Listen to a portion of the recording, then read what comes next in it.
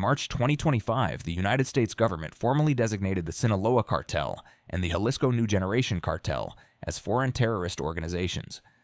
Senior officials began openly discussing unilateral military operations inside Mexican territory. Some floated drone strikes. Others mentioned boots on the ground. The Mexican president called it a violation of sovereignty. The American president called it a national security necessity. And somewhere in the middle of that argument, the actual question nobody was seriously answering was this: what does Mexico's military look like? Because Mexico isn't a country that has been sitting still. It shares a 2,000-mile border with the most powerful military in human history, and it has spent decades quietly building a force designed to operate in exactly the terrain, the jungle, the mountain, the urban canyon, that makes invasion a nightmare for any outside power. This is every major weapon system the Mexican military operates. Could Mexico fight back? Let's find out.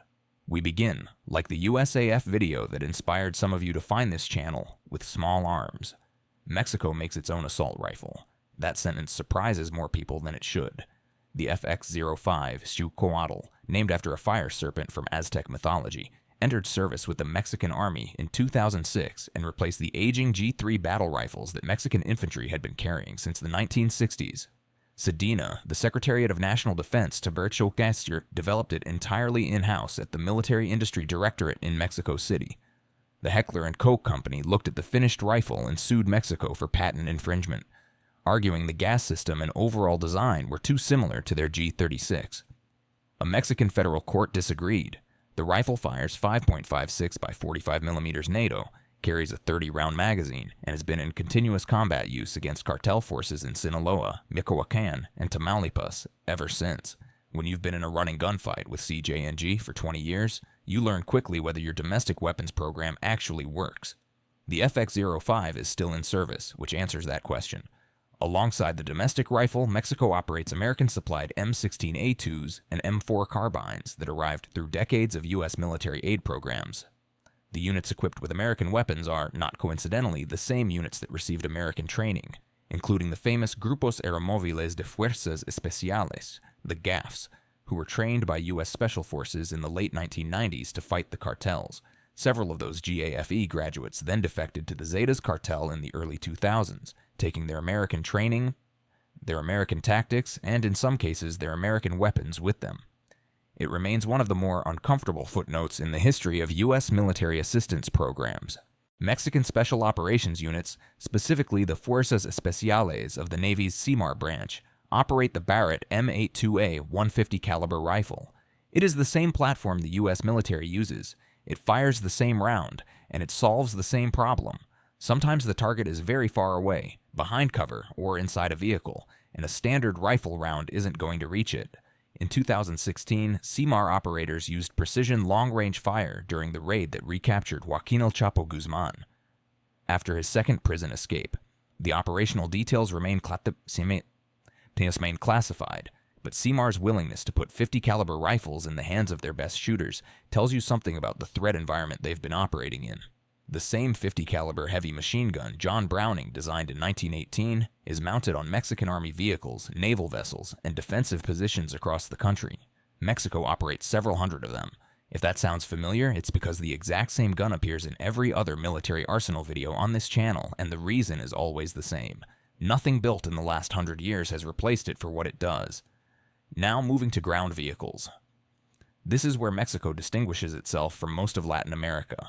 In the 1980s, Mexico decided it needed armored vehicles and didn't want to be entirely dependent on foreign suppliers for something that basic. The result was the DN-11, an 8-wheeled armored personnel carrier designed and manufactured by Sedena's own facilities.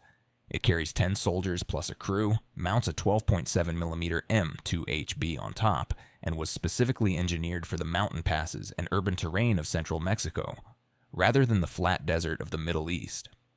It looks, at first glance, something like an American LAV or a South African Ratel, and the design team was clearly looking at both, but the suspension and ground clearance are optimized for the kind of roads that don't appear on Google Maps. Mexico operates several hundred of these in active service, and the design has gone through multiple iterations since the original. It's not a sophisticated vehicle by global standards. It is a vehicle that was built by Mexicans for Mexico, which means the spare parts supply chain doesn't depend on anyone's export license. Mexico's main battle tank is older than most of the people reading the maintenance manual. The M60A3 Patton entered U.S. Army service in 1960, and Mexico acquired its fleet through military aid programs over subsequent decades. They operate approximately 60 of them, and the honest assessment is that an M60A3 in a direct engagement with a modern American M1A2 Abrams would lose badly. The Abrams has a thermal imaging system that can acquire and kill an M60 at night before the M60 crew knows they're in danger. The Abrams uses a 120mm smoothbore gun firing depleted uranium penetrators. The M60 uses a 105mm rifled gun that was already considered marginal against Soviet armor in the 1980s. None of that is the point. The point is that 60 main battle tanks placed in urban terrain, in mountain passes, covering bridges and choke points, force an advancing force to either slow down and deal with them or take casualties bypassing them. Mexico isn't building an armored force to fight tank-on-tank battles on the Fulda Gap. They're building one to make occupying their country expensive. Brazil made this one. The A-18A Xiuhcoatl is a 6-wheeled armored reconnaissance vehicle with a 90mm gun that entered service in the 1970s and became a reliable export across Latin America and Africa. Mexico acquired a significant number and still operates them for reconnaissance and light fire support. In the mountains of Guerrero, or the jungle approaches to Chiapas, a 90mm gun on a fast-moving wheeled chassis is more useful than a heavy tank that can't navigate the roads. The Xiuhcoatl saw combat in the Iran-Iraq War, the Gulf War, and numerous African conflicts, and its ongoing service in Mexico reflects the same logic that keeps the M2 Browning on every Army's equipment list. It works, it's reliable, and the crews know it. Like every other military that operated alongside Americans during the War on Terror era, Mexico's ground forces run a significant fleet of high-mobility multi-purpose wheeled vehicles, the Humvee. They also operate the Israeli-designed Sandcat, a light protected vehicle that's become popular for counter-narcotics patrols because it's faster than an APC and harder to kill than a pickup truck. The cartel threat environment has essentially forced Mexico to develop the same force protection mindset that the U.S. Army developed in Iraq. When your enemy has rocket-propelled grenades, belt-fed weapons, and roadside bombs, you stop sending soldiers in unprotected trucks. Now the artillery. Mexico operates self-propelled M109 Paladin howitzers, the American-designed 155mm artillery platform that has been the backbone of NATO artillery for 50 years. The A2 variant Mexico uses is several generations behind the current U.S. Army standard, but a 155mm shell landing on a position doesn't care what variant of Paladin fired it. Range is approximately 18 kilometers with standard ammunition, up to 30 kilometers with rocket-assisted projectiles. Mexican artillery units have trained on these systems through years of U.S. military cooperation programs, which means the doctrine, the targeting procedures, and the maintenance processes all mirror American practice. If you're planning to advance a ground force through Mexican territory, the question of where the enemy's paladins are parked is not a trivial one. Mexico acquired a small number of M270 multiple launch rocket systems from the United States. Each launcher fires 12 227mm rockets in rapid succession, saturating a target area the size of a city block with cluster munitions or unitary warheads. Maximum range is approximately 45 kilometers with standard rockets. The system was designed to suppress Soviet artillery in Europe, and Mexico operates it for the same deterrence logic that applies to every other weapons platform. Having it is different from using it. On to the Air Force. In 2023, Mexico became only the third Latin American country to operate a supersonic combat aircraft, acquiring 8 former Royal Australian Air Force F/A-18A Hornets. The aircraft arrived stripped of their most sensitive avionics, as is standard for any export transaction involving American origin technology, and Mexico has been working through the process of returning them to operational status. The FA-18A is a Block 1 variant, which means it lacks the upgrades that made later Hornets genuinely competitive with 4th-generation threats, and it is very far from the kind of adversary an F-22 would even bother to engage beyond visual range. But it is a Mach 1.8 aircraft with an M61A 1 Vulcan cannon and the ability to carry AIM-9 Sidewinder air-to-air missiles, 8 of them, even in the hands of pilots flying in their home airspace with home-ground radar support, would force American pilots to fly defensively rather than treating Mexican airspace as a free fire zone. The significance isn't what the F/A-18 can do to an F-35. The significance is what it costs, politically and militarily, to lose even one American pilot to Mexican air defenses. The Swiss-designed PC-7 turbo trainer is, on paper, a training aircraft. Mexico operates approximately 30 of them in a light attack configuration with underwing hardpoints capable of carrying rocket pods and gun packages. In counterinsurgency and irregular warfare operations, the distinction between a trainer and a light attack aircraft becomes irrelevant very quickly. A PC-7 flying over mountainous terrain at low altitude, relaying targeting information and putting unguided rockets onto a position is a real problem for anyone on the ground without serious air defense equipment. Mexico has been using light attack aircraft in their counter-narcotics operations for decades, and the crews flying those missions have accumulated thousands of hours of actual combat experience. They know the terrain, they know the threat, and they fly at altitudes and airspeeds that make them harder to track on radar than a fast jet.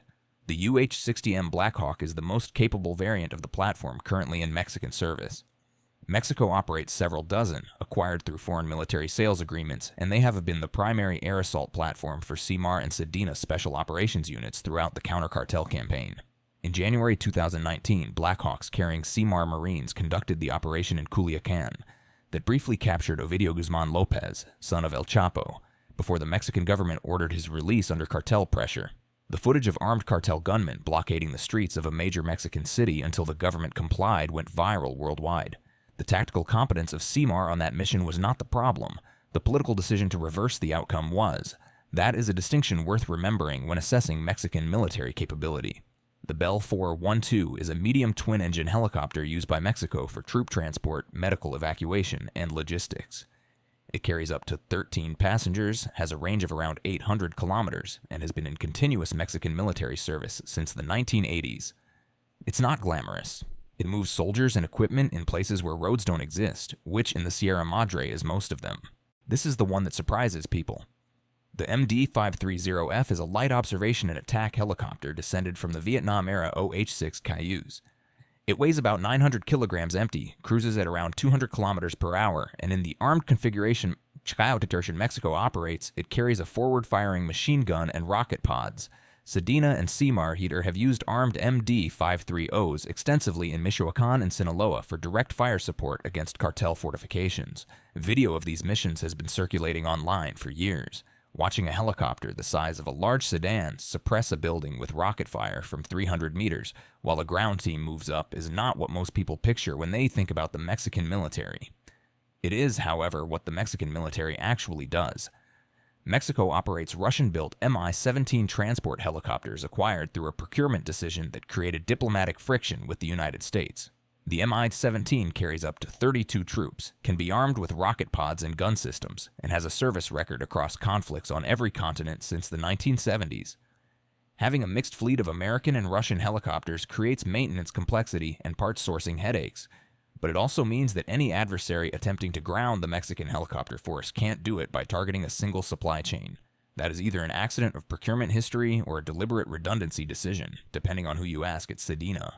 Now the Navy. The Armada de Mexico built this one domestically. The ARM Oaxaca is a 2,500-ton offshore patrol vessel constructed at the Salina Cruz Naval Shipyard.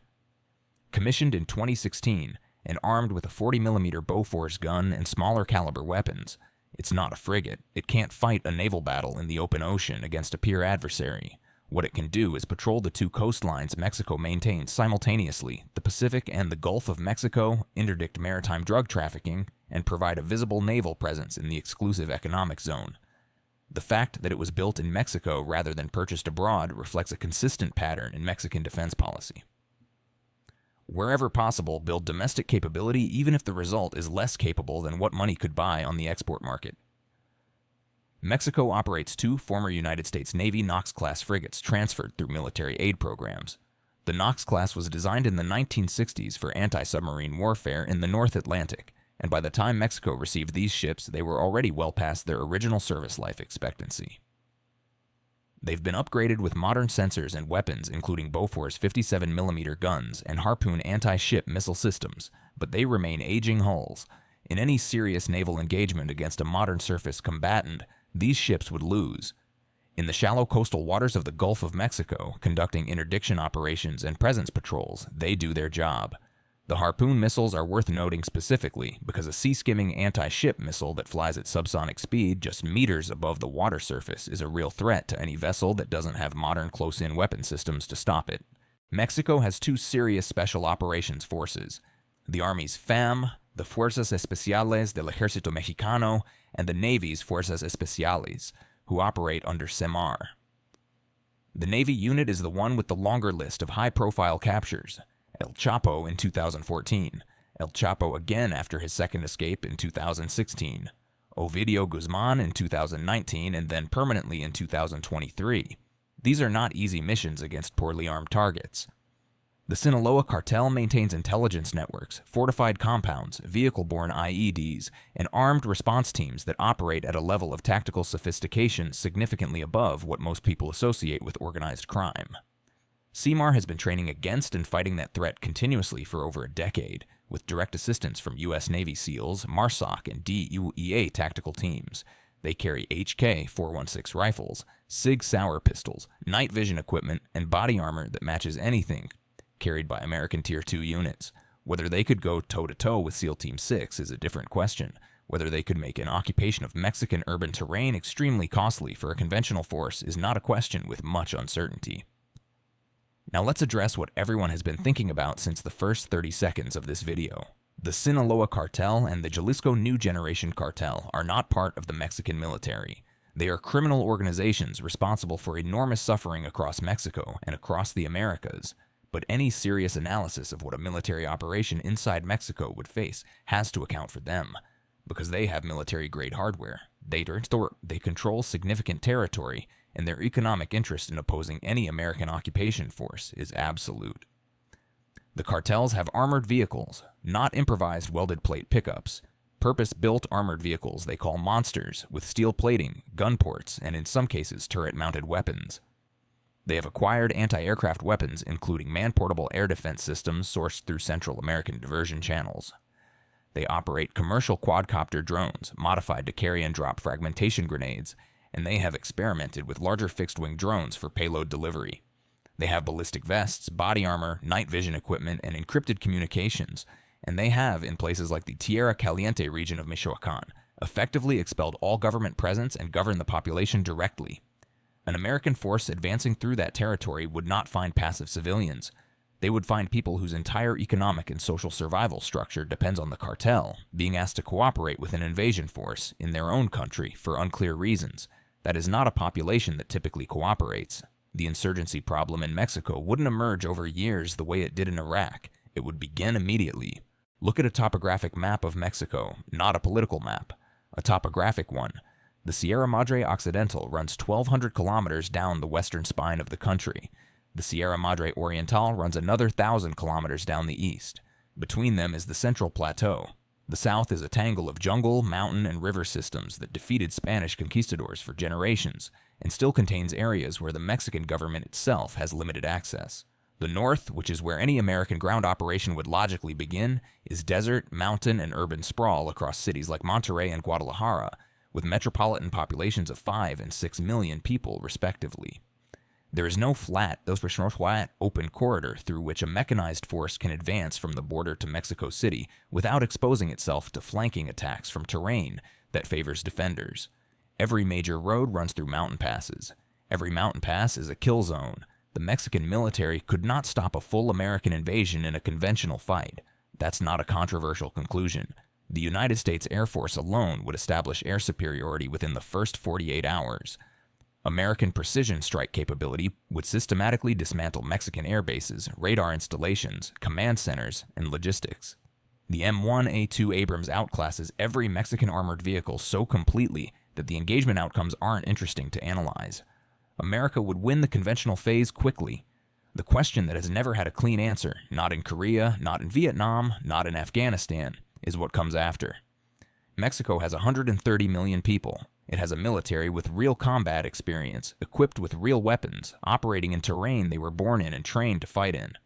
It has criminal organizations with genuine military capability and every incentive to fight any occupying force regardless of their politics. It shares 2,000 miles of border with the United States itself, meaning that irregular warfare doesn't stay contained on one side of the fence. and it has the full weight of international law, hemispheric politics, and public opinion on its side the moment the first American boot crosses the border uninvited. The USAF would own the sky. That part is not in doubt. But owning the sky is not the same as owning the country underneath it. That calculation, more than any rifle, tank, or missile in the Mexican arsenal, is what has kept this scenario in the category of political rhetoric rather than operational planning. And if the people making the political rhetoric ever lose sight of that distinction, they will remember it very quickly once they find it again from the inside.